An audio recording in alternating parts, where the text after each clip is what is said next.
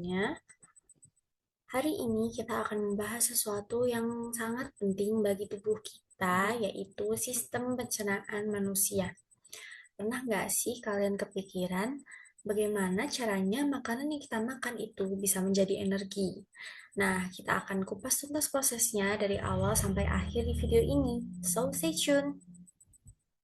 Yang pertama, apa itu sistem pencernaan? Jadi gini, sistem pencernaan itu adalah serangkaian organ yang tugasnya untuk mengolah makanan supaya bisa diserap oleh tubuh. Kalau diibaratkan nih, makanan itu kayak bahan bakar dan sistem pencernaan adalah mesinnya yang memproses supaya kita bisa mendapat energi. Keren kan? Sekarang kita akan bahas satu-satu organ yang terlibat di dalam pencernaan. Yang pertama adalah mulut. Mulut adalah pintu gerbang pertama. Di mulut, makanan akan dikunyah dengan gigi dan dicampur dengan enzim amilase dari air liur untuk mulai mengurai karbohidrat. Setelah dikunyah, makanan akan masuk dalam esofagus alias kerongkongan.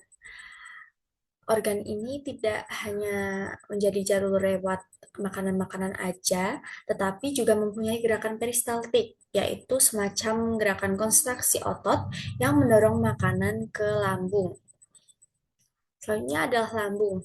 Nah, di lambung ini makanan mulai diproses lebih lanjut. Lambung itu mengandung asam klorida atau HCl untuk membunuh kuman, plus enzim pepsin untuk memecah protein.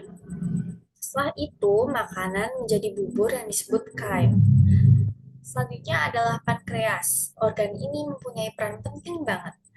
Pankreas menghasilkan berbagai enzim seperti enzim amilase untuk karbohidrat, lipase untuk lemak, dan protease untuk protein. Selain itu, pankreas juga membantu mengatur kadar gula darah lewat hormon insulin dan glukagon. Selanjutnya adalah liver atau hati.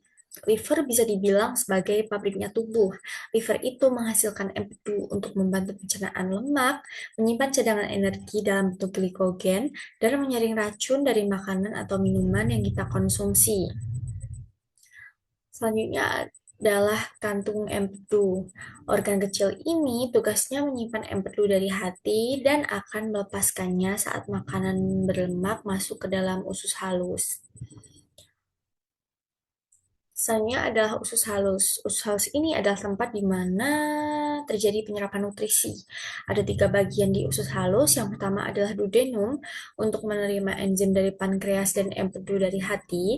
Lalu jejunum untuk menyerap karbohidrat, protein, dan lemak. Serta ilenum untuk menyerap zat gizi yang tersisa, termasuk vitamin dan mineral. Nah, setelah penyerapan di usus halus selesai, sisa makanan yang tidak terserap oleh tubuh akan masuk ke dalam usus besar.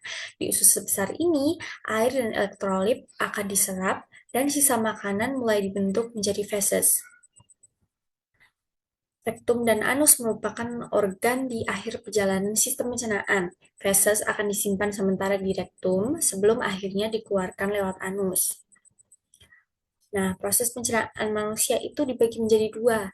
Yang pertama adalah pencernaan mekanis, yang merupakan proses fisik seperti mengunyah makanan di dalam mulut dan gerakan peristaltik di esofagus serta usus. Yang kedua adalah pencernaan kimiawi yang melibatkan enzim-enzim yang berada di dalam tubuh. Misalnya enzim amilase di mulut untuk karbohidrat, enzim pepsin di lambung untuk protein, dan enzim lipase di pankreas untuk lemak. Sistem pencernaan bisa bermasalah kalau kita tidak menjaga pola makan atau gaya hidup. Berikut beberapa gangguan yang sering terjadi. Yang pertama adalah MAH. Terlalu banyak asam lambung akan membuat perut perih, mual, dan kembung. Solusinya yaitu makan teratur, hindari makanan pedas, dan kurangi stres. Yang kedua ada GERD. GERD ini terjadi kalau asam lambung itu naik ke atas kerongkongan. Mungkin rasanya dada seperti terbakar atau heartburn. Nah, cara mencegah GERD ini jangan langsung rebahan setelah makan dan hindari makanan yang pemicu seperti gorengan atau kopi. Selanjutnya ada diare. Diare ini bisa disebabkan oleh infeksi atau makanan yang tidak cocok di tubuh kita. Kalau kena diare, pastikan kalian banyak minum cairan elektrolit agar tidak dehidrasi. Yang terakhir ada sembelit. Nah, kurang serat dan kurang minum air bisa membuat susah buang air besar. Solusinya adalah memperbanyak makan sayur, buah, dan jangan lupa minum air putih yang cukup. Agar sistem pencernaan kita tetap sehat, aku mempunyai beberapa tips cara menjaga kesehatan pencernaan.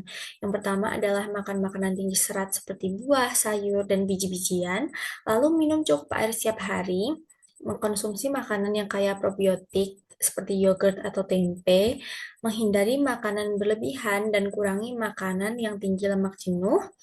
Yang terakhir adalah mengelola stres dengan baik, karena stres juga dapat mengganggu pencernaan. Nah, itu dia perjalanan makanan di dalam tubuh kita dari mulut sampai keluar lagi. Ternyata kompleks banget ya. Jadi, mulai sekarang, yuk lebih aware sama makanan yang kita konsumsi dan jaga kesehatan sistem pencernaan kita. Sampai jumpa di video selanjutnya.